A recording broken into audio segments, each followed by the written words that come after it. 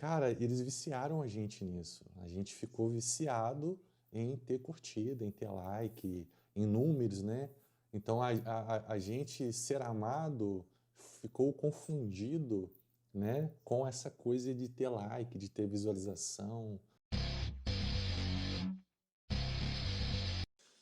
Cid, a gente tem acompanhado aí uma crescente discussão a respeito de como as mídias sociais são feitas, né?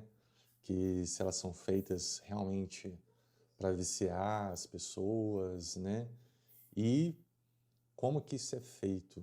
Quem está por trás disso? Quais são as técnicas que essas empresas utilizam, né? É um tema que está recorrente aí. Rafa, esse é um assunto aí muito gostoso da gente discutir, porque tá todo mundo inserido, né? Seja aí qual for Sim, a rede social.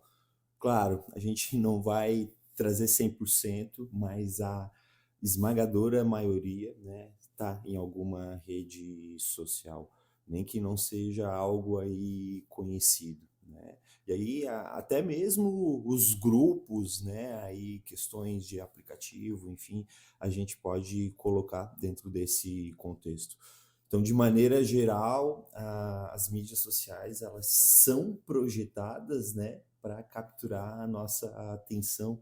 E aí tem uma fala que eu acho muito bacana, que é a seguinte: a gente não paga na maioria das redes sociais que a gente conhece para ter acesso. é. Só que aí, quando tu não paga, é porque tu acaba sendo o produto, né?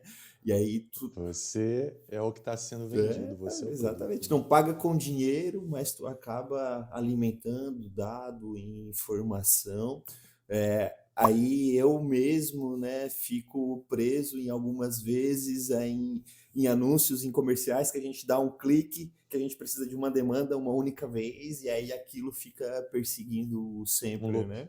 Exato. Então, tudo É. isso é por quê? Porque tu tá sendo usado nesse processo, né? Então, essa de maneira aí bem obscura, né? Só o que não aparece para nós aí do iceberg é a mídia social, um algoritmo que ele é feito para prender a nossa atenção, né? E isso funciona tão bem, Rafa, que muitos usuários, muitas pessoas, né, acabam até gerando aí um uso bem compulsivo, que é no automático, é aquele ficar arrastando para cima, tu nem se dá conta do que tu tá fazendo ali, mas já é um movimento que tu tá preso, né? E aí, por É. trás desse comportamento, tem muitas questões psicológicas envolvidas também.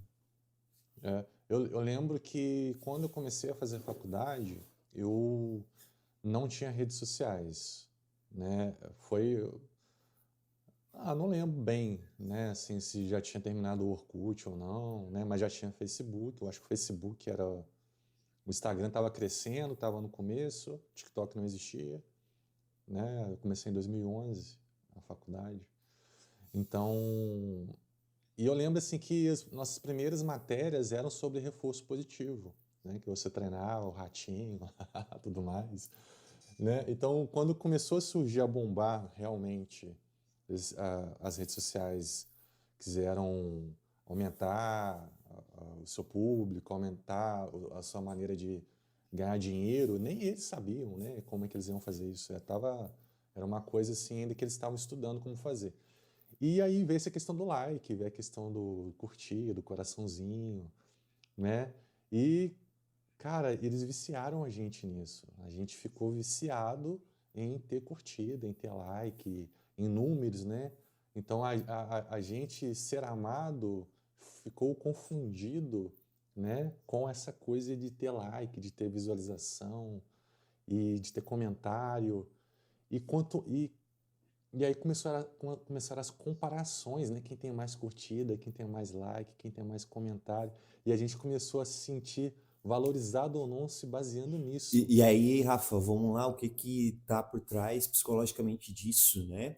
É um sistema de recompensa na dopamina, né? Tu trouxe ali a Sim. questão do laboratório da psicologia, né? O estímulo do É. reforço positivo e negativo, e aí funciona dessa mesma maneira. Sempre que a gente recebe uma curtida, né? Que a gente recebe um comentário, que aparece aquela notificação, Uma microdose de o cérebro dopamina, né? libera, né? Essa microdose, né? Um neurotransmissor que ele está associado a esse prazer, a essa recompensa.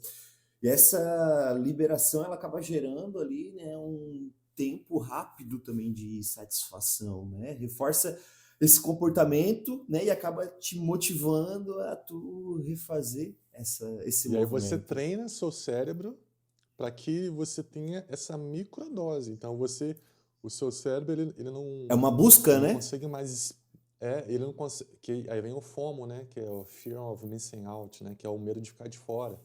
Porque você tem que ficar conectado o tempo todo, porque é uma dose muito pequena de recompensa, né? Uma curtida, ela não se sustenta durante muito tempo. Uma curtida, na verdade, não vale quase nada. Você tem que ter 1000, você tem que ter 100, você tem que ter, sei lá, 1 milhão, E aí, né? olha o quanto que é feito de fato para liberar estímulo e para a gente ficar preso, né?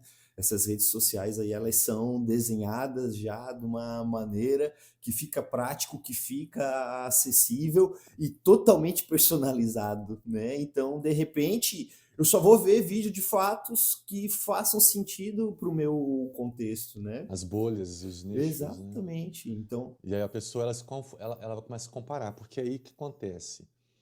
Existem muitas pessoas com recursos, com bastante recursos, né? E também vieram as empresas, vieram as marcas, as mídias grandes, né? Com bastante recurso, com bastante equipe. Então elas vieram para as redes sociais. E aí elas têm a capacidade de desenvolver produtos muito mais elaborados, muito mais planejados, né? Elas conseguem colocar uma pessoa ali patrocinada para falar sobre aquilo. E isso gera um efeito de comparação com os meros mortais, né, com a gente, com outras pessoas, e que a gente tem uma referência a seguir, né, uma referência de padrão, uma referência de estética, uma referência de e conteúdo. Rafa, tu trazendo isso, fica tão claro perceber o quanto que de fato somos o produto desse negócio É, todo, né?